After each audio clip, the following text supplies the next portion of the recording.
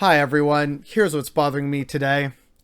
I absolutely loathe the fact that Richard Pierpoint is not a household name in Canada and there aren't statues of this man everywhere. The man should be a Canadian National Historic icon, person of importance, significance, and all great things.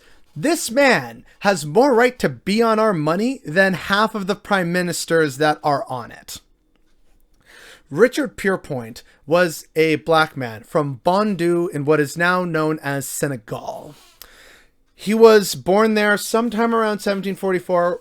Details are a little murky, but he was sold into slavery as a teenager, which is how he gets to the Americas. Now, like Peters, he gained his freedom during the American Revolutionary War. Again, being one of the black pioneers, he had a master who was a rebel. He decided, you know what? Yeah, hey, if this means freedom, sign me up. So we joined. During the American Revolution, he was stationed with Butler's Rangers in the Niagara region.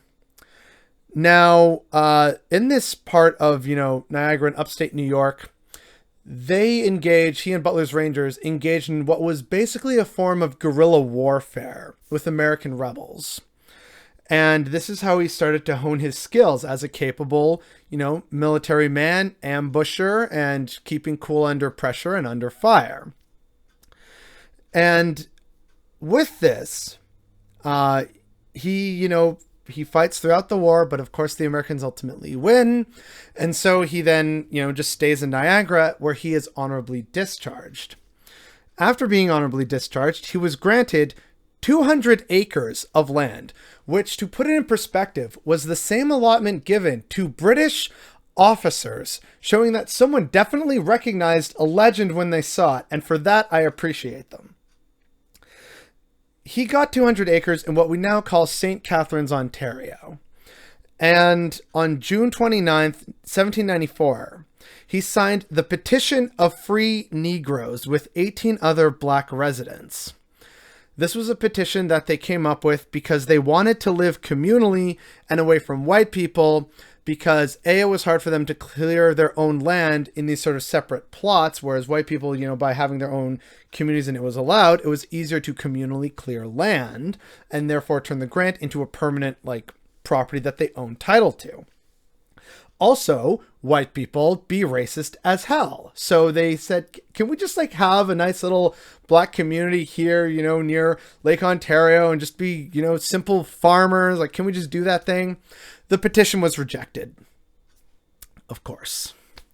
And so after that, he and his community, they lay low for a while until the War of 1812 rolls around.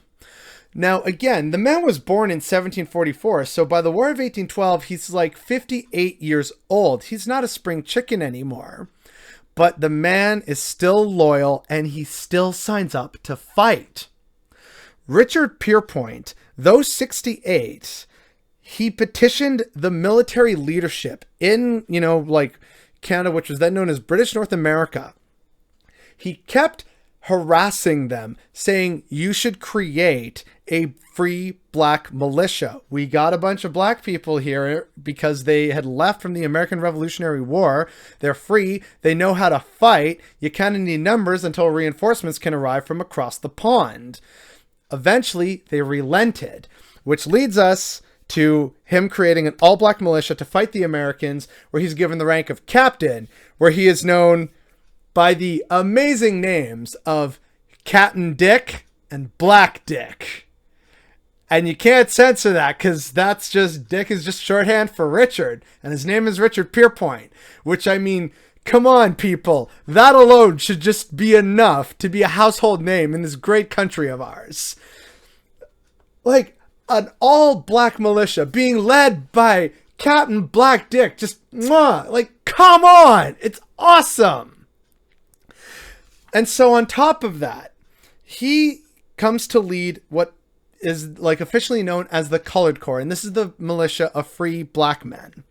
They fought in many battles throughout the War of 1812, including what was arguably one of the most important and pivotal ones, which is the Battle of Queenston Heights. Now, I'll probably talk about the War of 1812 and the Battle of Queenston Heights in like a week-long video that I'll do, celebrating the anniversary of or something like that. But it was an important battle. That's all you need to know. If you want to find out more, hey, just start delving into that research. It's great. And so, they fight in the war. The war ends. They're honorably discharged. The militia, scatters to the winds. Everyone goes back home. And so on the 19th of January, 1820, in recognition of his contributions, Richard Pierpoint was granted another 100 acres. But he wanted to return to his native country of Bondu, Senegal instead. He was getting old, and so he found it more difficult to, clear land and be a farmer and a laborer. He, had hoped to go back home and maybe die in the land that he hadn't seen in, a lifetime since he was a teenager. He petitioned the British that instead of, giving him this land, if instead they could just pay for his trip, a one-way ticket to Senegal. And they said no. Another thing I should mention about, Richard Pierpoint and this thing was that it was denied. And so he accepted this land grant. And what he does with it is another reason why he should be celebrated.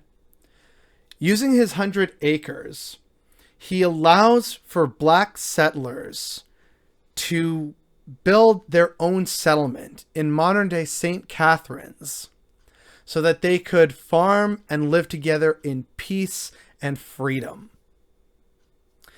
And on top of that, it became a terminus for the Underground Railroad. He died in the winter of 1837 and 1838 when the rebellions of Upper and Lower Canada were happening.